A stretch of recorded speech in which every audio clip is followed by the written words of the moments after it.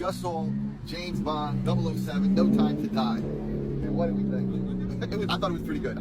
To be honest, like, the action was so good. It makes you realize how good action can be. You know, I have complaints about every action movie as a car chase, or like a running, or on a boat, or it's like the same shit every time. But watching this is like, whoa, exhilarating action. Just love the action. But as I'm watching it, I'm starting to realize, like, wait, the last one started out with an action set piece, then it chills out, then it goes into this, then it's like all the elements of a Bond movie are there, but it starts to get predictable. And then on this one, they leaned into sort of the more campy elements. I preferred like the more realistic approach that they started with. And I didn't like the ending. I thought the acting was good. I thought the characters were cool. I thought the dialogue was not great.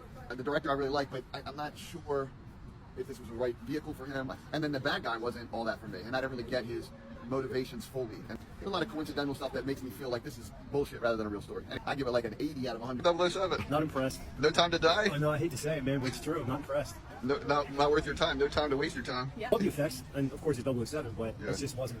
It wasn't the better of the Daniel Craig movies. Wasn't up to snuff for you. Better, maybe cut it down a little bit. So it just seemed like it was drawn out of 100. I mean, it's worth going to see. Right. But Yeah. it's just too much. I liked it. I didn't love it. Far from my favorite James Bond movie, but I thought it was pretty good, and I liked the action. Like everybody else is saying, the action set pieces were really intense. My favorite's probably the first one, the beginning one.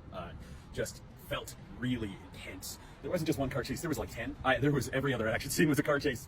Not generally my cup of tea, but that said, I thought it was pretty good. I thought Craig is good. I think Lea Seydoux was good. Ana de Armas, probably the standout player. I liked Lashana Lynch in this too, and she had kind of a thankless role. The villain's awful.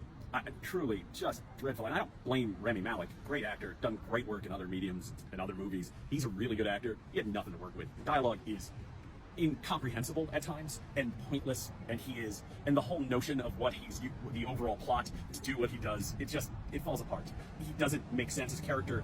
He is the problem with this movie, although I really didn't love the ending, but I understood the ending. Like a 75. It's a pretty good flick. I'd say see it if you're a Bond fan, because I don't mind campy for Carback. I like that. That's fun. I don't have a problem with it. It doesn't knock me out of the thing, but the villain's terrible. The sequences were good, and the love story was good.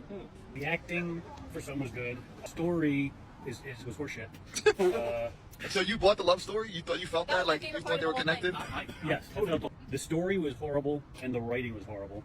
The editing was not good. I mean, I was kind of taken out of the movie probably in the first 30%. Like the beginning was good. You know, it's kind of like, hey, you know, you're in a Bond film, and you go to a Bond film to see James Bond. Right. And while there were James Bond characters in this movie, it wasn't a James Bond story. Right. Very disappointing.